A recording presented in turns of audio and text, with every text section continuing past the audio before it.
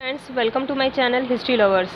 1853 से 1856 के दौरान जब भारत में रेलवे लाइंस बिछाई जा रही थी, तब लाहौर से कराची में रेलवे लाइन बिछाते वक्त कनिंघम के नेतृत्व में ब्रंटन बंधुओं ने देखा कि उन्हें खुदाई के दौरान कुछ पुरानी ईंटें व पुरातात्विक सामान प्राप्त हुए, पर इस तरफ ध्यान नहीं दिया गया। 1920-21 में पंजाब के मोंटगोमरी जिले में हड़प्पा नामक स्थान पर दयाराम साहनी के नेतृत्व में खुदाई हुई। कुछ समय बाद 1922-23 में भारतीय पुरातत्व विभाग ने राखलदास बनर्जी के नेतृत्व में सिंध के लरकाना जिले में खुदाई कराई गई, जहां मोहनजोदाड़ो के नाम से पुकारे जाने वाले एक भव्य नगर के अवशेष प्राप्त हुए।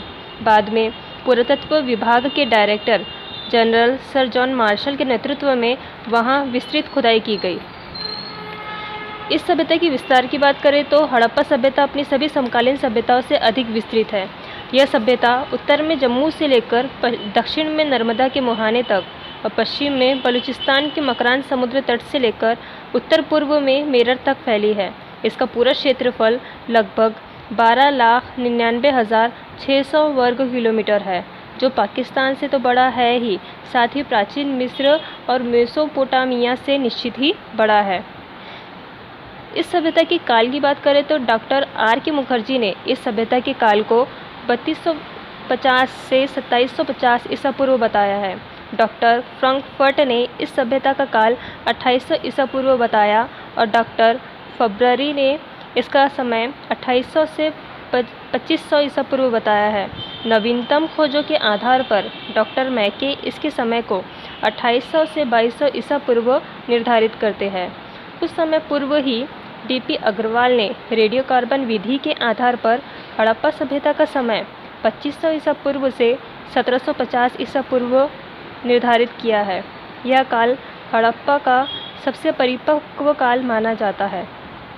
इस सभ्यता के निर्माता कौन थे, इस विषय में इतिहासकारों में मतभेद है।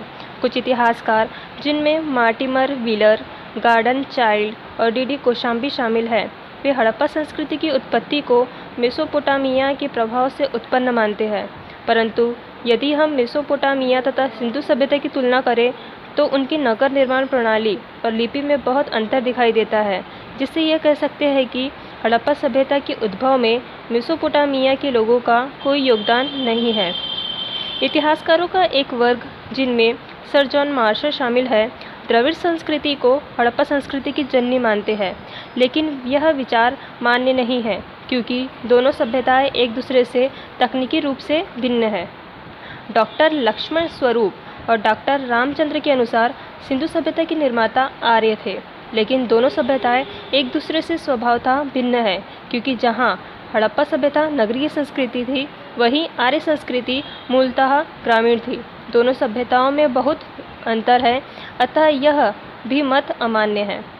चूँकि सिंधु घाटी की सभ्यता एक नगर सभ्यता थी, इस कारण विभिन्न विद्वानों का कहना है कि इसके विकास में उन विभिन्न नस्लों के व्यक्तियों ने भाग लिया जो नगरों में एकत्रित हो गए थे। उन नस्लों में मुख्य नस्लें आदिम आग्नेय, मंगोलियन, अल्पाइन और भूमध्य सागरीय थी। इस सभ्यता की राजनीतिक व्यवस्था की बात करें तो 1946 में हुई नवीनतम खोजों के आधार पर यह विश्वास किया जाता है कि वहां पर एक शक्तिशाली केंद्रीय सरकार थी। योजनाबद्ध नगर निर्माण, सड़कों का व्यवस्थित क्रम, नापने और तोलने के समान साधन आदि किसी केंद्रीय सत्ता के बिना संभव नहीं होता। परंतु कुछ विद्वानों का यह भी कहना है कि वहां व्यापारी वर्ग का शासन था। सच तो यह है कि जब तक हड़प्पइयों की लिपि पढ़ नहीं ली जाती, तब तक उनके राजनीतिक संगठन के बारे में केवल अनुमान ही लगाया जा सकता है। नगर नियोजन प्रणाली। हड़प्पा सभ्यता की सबसे विशेष बात यहाँ की विकसित नगर निर्माण योजना थी। हड़प्पा और मोहनजोदाड़ो दोनों नगरों के अपने अपने दुर्ग थे, जहाँ शासक वर्ग का परिवार रहता था।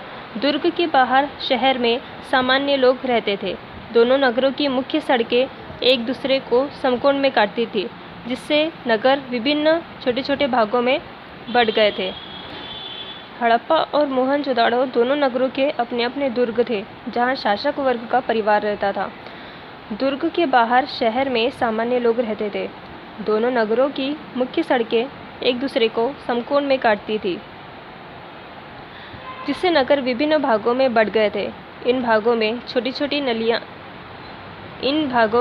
छोटी गलियां भी थी, जिनके दोनों ओर मकान बने हुए थे। प्रत्येक गली में एक सार्वजनिक कुआं था। प्रत्येक मकान में नाली की उचित व्यवस्था की गई थी। यह नाली सड़क की नाली में आकर मिलती थी। नालियों की सफाई करने का उचित प्रबंध किया गया था। अगर हम मकान की बात करें तो मोहनजोदड़ो और हड़प्पा में मकान बनाने के लिए पकी हुई ईंटों का इस्तेमाल होता था। मकान 2 मंजिल या उससे अधिक भी होते थे। प्रत्येक मकान में 4 या 6 कमरों के अतिरिक्त एक रसोई घर और स्नान गृह भी होता था। मकानों की छत लकड़ी की होती थी। ऊपर की मंजिल पर जाने के लिए सीढ़ियाँ होती थी। मोहनजोदड़ो में पाई गई सबसे बड़ी इमारत का क्षेत्रफल 69 गुणा 24 वर्ग मीटर है, जो संभवतः एक महल होगा। वहाँ एक सभा गृह के अवशेष भी प्राप्त हुए हैं। हड़प्पा में पाई गई सबसे बड़ी इमारत एक अनाज का गोदाम घर है, जो छोटे छोटे भागों में बटा हुआ है। दोनों ही नगरों में कुछ निवास गृह भी प्राप्त हुए हैं, जो संभवतः मजदूरों के निवास गृह थे। मोहनजोदड़ो में प्राप्त हुआ विशाल स्नानगृह इसकी प्रमुख विशेषता है। इसका क्षेत्रफल 54 गुणा 32 वर्ग मीटर है और तैरने के तालाब का क्षेत्रफल 11 गुणा 7 वर्ग मीटर है। इसकी गहराई 2.40 मीटर है। तालाब के किनारे सीढ़ियाँ बनी हुई हैं। इसके चारों ओर चबूतरे और बरामदे हैं। बरामदों के पीछे 3 तरफ गलियारे और कमरे बने हुए हैं। यहाँ अन्य छोटे छोटे स्नानगृह भी बने हुए हैं, जहाँ गर्म पानी से नहाने की व्यवस्था थी। स्नानगृह के 6 प्रवेश द्वार हैं। आर्थिक व्यवस्था। हड़प्पा सभ्यता के निवासियों का मुख्य पेशा कृषि, पशुपालन और व्यापार था, लेकिन वे अन्य व्यवसाय भी करते थे। वे गेहूँ, जौ, बाजरा, कपास और विभिन्न प्रकार के फलों का उत्पादन करते थे। भैंस, गाय, भेड़, सूअर, कुत्ता, बैल, नंदी, गधा, तोता और बाज़ उनके पालतू जानवर थे। जंगली पशुओं में वे भैंसा, बंदर, भालू, चीता, गेंडा, खरगोश, घड़ियाल, कछुआ और मगरमच्छ से परिचित थे और उनका शिकार करते थे। उनका व्यापार भारत के अन्य भागों में और विदेशों से भी होता था। स्थल मार्ग के अतिरिक्त विदेशों से उनका व्यापार जल मार्ग से भी होता था। बढ़ई, कुम्हार, जुलाहा, सुनार, जोहरी, शिल्पी, चिकित्सक, मकान बनाने वाले आदि ऐसे व्यक्ति थे जो उनके विभिन्न व्यवसायों के प्रतीक थे। वे मापतौल के लिए बाँटों का प्रयोग करते थे, जिनमें आपस में 1, 2, 4, 8, 16, 32 और 64 का अनुपात था। इनमें सबसे अधिक प्रयोग 16 इकाई के बाट का होता था। सामाजिक जीवन। उनका समाज विभिन्न वर्गों में विभाजित था।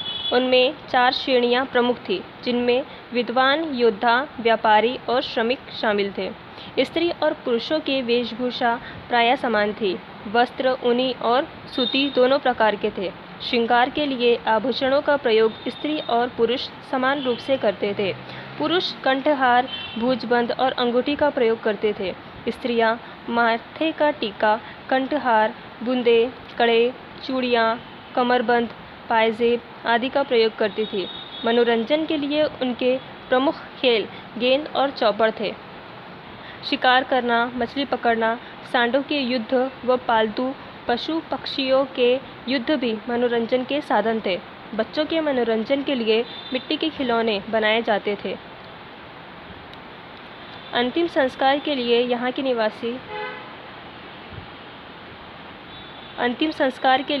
के निवासी अपने मृतकों को ज़मीन में दफन कर देते थे।